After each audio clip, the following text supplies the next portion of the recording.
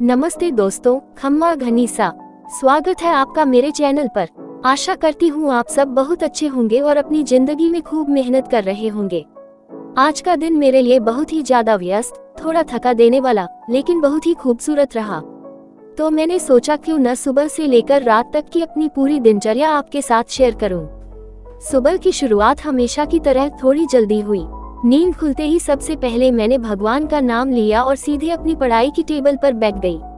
सुबह का समय दिमाग के लिए सबसे अच्छा होता है, इसलिए मैंने दिन का सबसे पहला और जरूरी काम शुरू किया, जो कि थी मेरी करंट अफेयर्स की क्लास।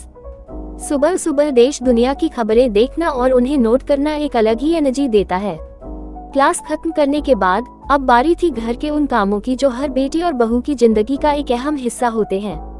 मम्मी रसोई में थी, तो मैंने सोचा चलो थोड़ी मदद कर देती हूँ। सिंक में सुबह के काफी सारे बर्तन इकट्ठे हो गए थे, तो मैंने फटाफट सारे बर्तन धोए, रसोई को साफ किया और फिर मैं चली गई नहाने।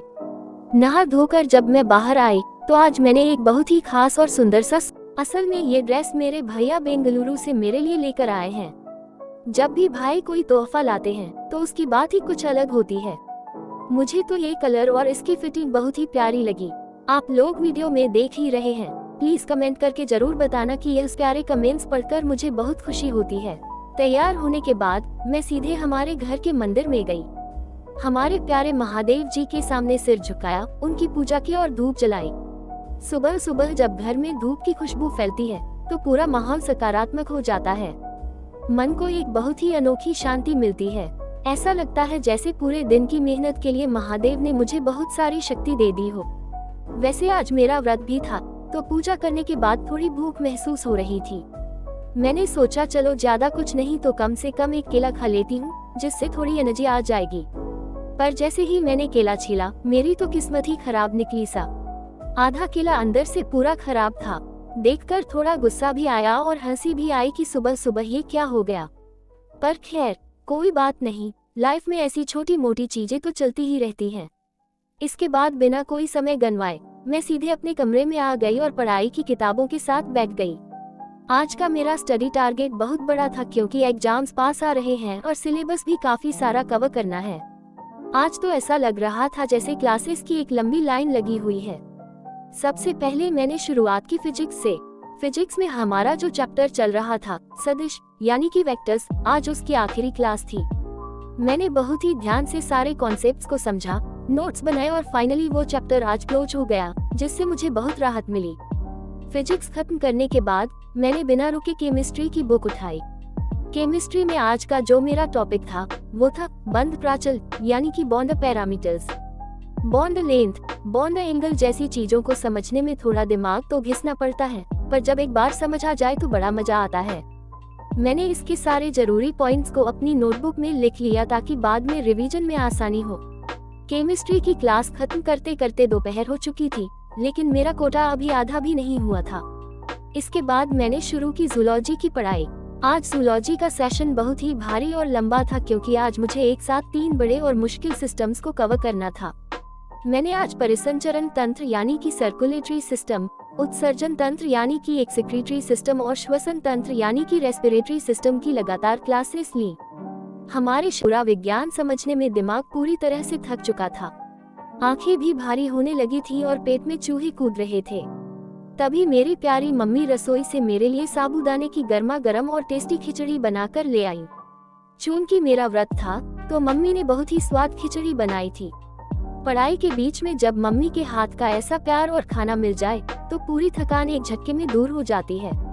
मैंने आराम से बैठकर खिचड़ी खाई, थोड़ा पानी पिया और खुद को रिचार्ज किया। थोड़ी देर सुस्ताने के बाद मैं वापस अपनी पढ़ाई पर लौटी, क्योंकि अभी भी 2 बेहद जरूरी क्लासेस बची हुई थी।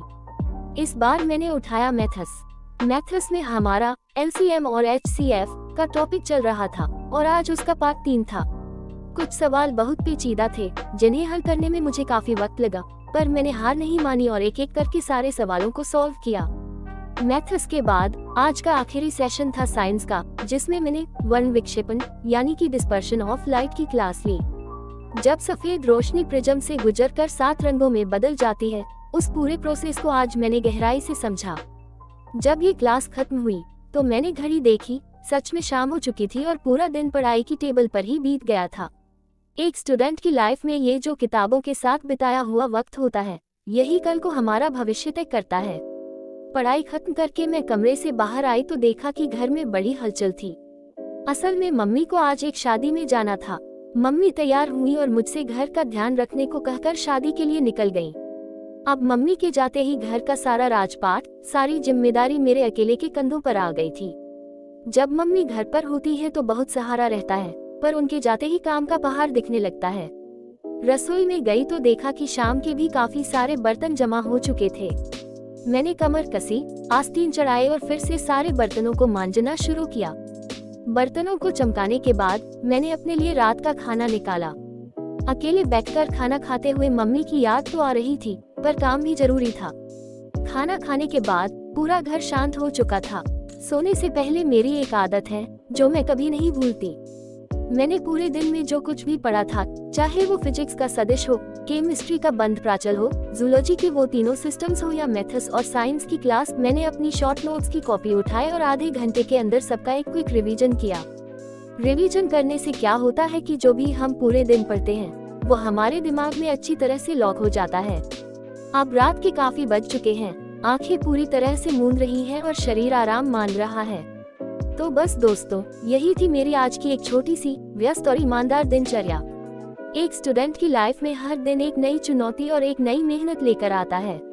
अगर आपको मेरी ये छोटी सी दुनिया, मेरी ये मेहनत और मेरा यह व्लॉग थोड़ा सा भी अच्छा लगा हो तो प्लीज इस वीडियो को एक छोटा सा लाइक जरूर दीजिएगा।